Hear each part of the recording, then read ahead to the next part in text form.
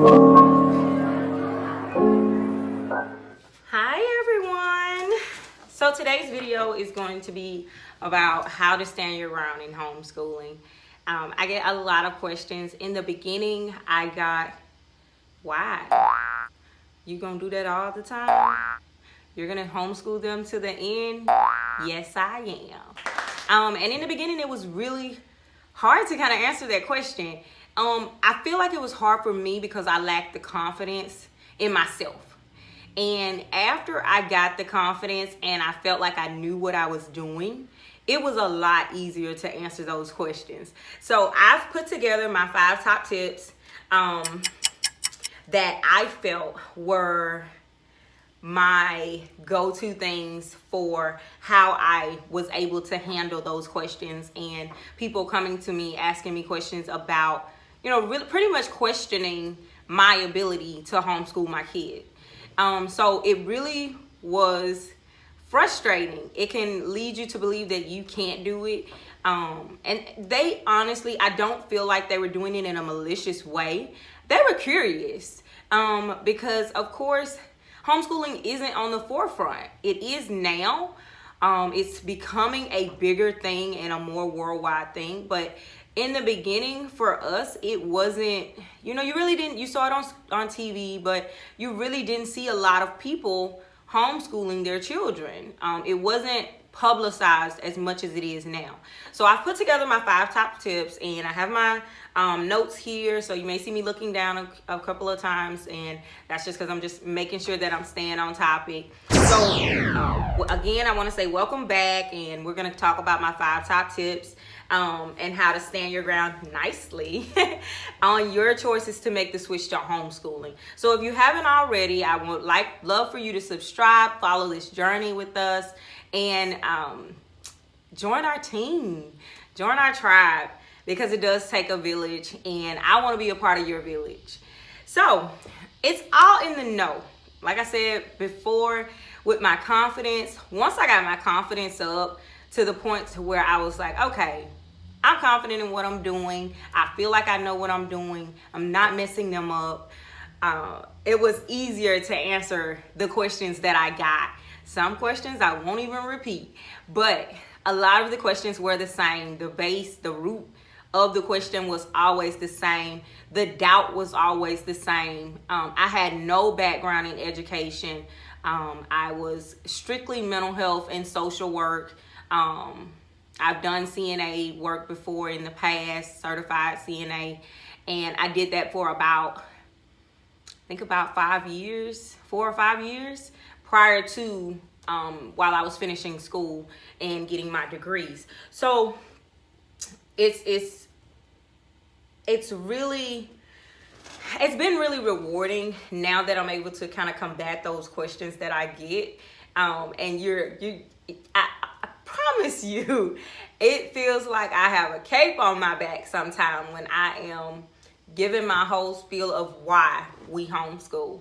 And it feels really good to be able to answer that question with confidence and not have to worry about the person being, asking more and more questions and diving deeper. And you really get to know their intention. I've had people that ask me questions and I give them my answer and it's, oh, really? Tell me more. How can and they start telling me their story. They start telling me about their family and about kids in their family that they feel like homeschool would probably be a better fit for them than public school.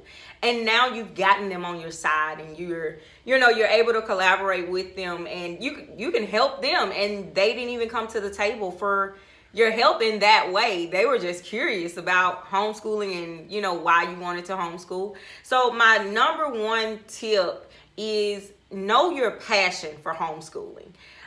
You have to know why you're doing it. It can't be a one incident thing, because once you've gotten past that one incident and you feel like you've satisfied that one mishap in public school and you feel like you've gotten past that, you'll go back.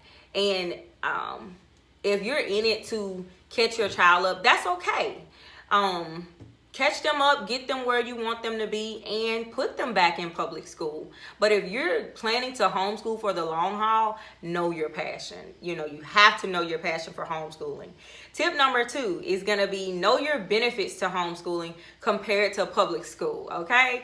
So in my district, we benefit a lot more with homeschooling. Of course, we wanted to do more with the kids. We want it to be, of course, more involved, outside of, the activities that the school was doing, which pretty much was like homecoming, and they had a few activities, but as far as for the smaller children, there wasn't much for them. There wasn't much interaction. There wasn't much, engagement outside of the classroom for them. So we wanted to make sure those foundational years had a lot of bricks in it.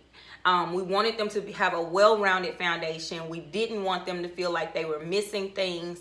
And we really wanted that strong foundation. And those are, the preschool, the kindergarten, the first grade, second grade, third grade. Those are your most valuable years in education. That's where you get all of your foundation from. So if you have a rocky foundation, then the rest of your school years are going to be tough. So even if you're not homeschooling for the long haul and you just want to get their foundation strong, that's okay. But know your passion and know the benefits for you homeschooling. My third tip is be firm, be prepared, be persistent with your motivation for homeschooling. My story is the same because I'm confident in it. I'm passionate about it. I am firm standing on it. And that has to come from the inside. You have to be firm. And you can learn it. You can learn how to be firm in it, because it's when you believe in something, there's a drive that comes with it that is unquestionable. It's not, you can't be talked out of it. You've ever felt so passionate about something where you're like, nope, I don't care what nobody say. I am going for this and I am doing it, and I'm doing it now. And I'm doing it for A, B, C, D reasons. And this is what we're doing. And I stand firmly on it. This is why we're doing it. This is the benefits of it. And I feel like this benefits our family as a whole. So, of course, tip number 3 is be firm, be prepared, and be persistent, knowing your motivation. Tip number 4 is have evidence, receipts with your experience. A lot of people don't have a lot of experience in homeschooling. If you check out my previous video, I give a lot of tips in there about really getting those organization skills, getting, prepared and trying it out, seeing if it's a good fit for your family. We did it, of course, over a summer break. And so we had about 2.5 months of homeschooling before we actually made the switch to homeschooling. And, knowing what we were getting into, knowing what we were leaving behind. We've had some good experience in public school and we've had some bad experience in public school. And it has been some pretty bad experience. I won't go in details on it, but we have had some bad experience in public school and we've had some good experience. They have some exceptional teachers at our old school, and they have some that are questionable. But we had to know that this was something that we were going to stand firmly on. We were going to do this and we were going to stand behind it. And no one was going to be able to talk us out of it. In the beginning, I did get talked out of it because, like I said, we started that summer and we got talked out of it by the time school actually started back up. And I hated it. But it also was beneficial to our daughter because she got a chance to experience homeschooling and experience the benefits of homeschooling. We were able to do activities. We were able to go. We were able to visit the different parks when everybody was in school. We were able to, take trips while everybody else was in school and not have to worry about crowds and not have to worry about, of course, during COVID, exposure and different things like that. You have to take a lot into consideration when you decide to homeschool. I know right now a lot of people are switching to homeschool because of COVID. And that's great. But once COVID is gone, whenever that is, what are you going to do then? Hopefully by then you've fallen in love with homeschooling and you have your passion, dimmed down to the T of why you're doing it and your benefits from it. And you'll stay with it. And I really hope so. So my tip number 5 is being content that homeschooling isn't for everyone. Everyone is not going to be able to homeschool. Every parent is not going to feel comfortable or ever get confident enough to feel like they can do homeschooling. A lot of parents' work schedule, they won't be able to find the scheduling to fit homeschooling into their household. And that's okay. But what I do want you to see is that you are your child's first teacher. You're their first teacher, you're their last teacher, and you are always there. You are always teaching them. So, even if you don't homeschool all the way, you can still partially school your child yourself. You are already schooling them. When you're helping them with homework, when they don't understand, when they come home and they say, Mom, I didn't understand how she showed me this in class, but I have it for homework, or I have to do a report on this. What do? You jump on Google, you get to researching, you get to, refreshing your memory of what these things are or how to teach this to your child. You build that understanding of the concept. So therefore, you turn right back around and you teach it to your child. How is that not being a teacher? How is that not you being their teacher? But you are always their first teacher and their last teacher. Education does not start when your child enters into the public school setting. It does not start when they enter into daycare. It starts at home. Have evidence, receipts, and experience. This is really important. I didn't mention this before, but this is really important when you have those people that are like really adamant that you should put your child back in public school. This is for the parent that has had the worst experience with the public school system, because I've worked with some firsthand that have the decisions that were made against their kids was not fair at all. And they felt like they were just pushed to be home to homeschool.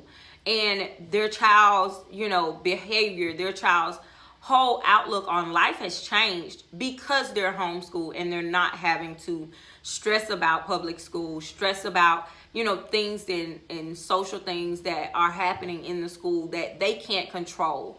And that is until they have developed those skills at home with you by their side, guiding them and helping them through the process, they are going to struggle and it is going to be harder. And if it's not helped or corrected when they're young, they're going to continue to struggle as adults. And we don't want our babies to struggle as adults. We want them to be well prepared for life. We want them to hit the world head on and be the best them that they can be. And in any way that we can help them as parents, we want to do that.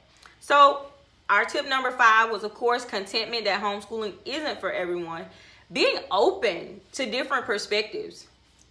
I've met a lot of show me people. And if they can't see the evidence in what you're doing, then they feel like you're doing something wrong. If they can't see it as being, right, they're going to see it as being wrong.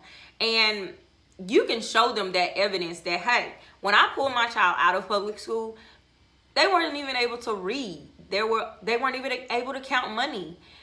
And 6 months later, 6 months of homeschooling, they are able to read chapter books. They are able to count money. They're able to estimate money. Their money management.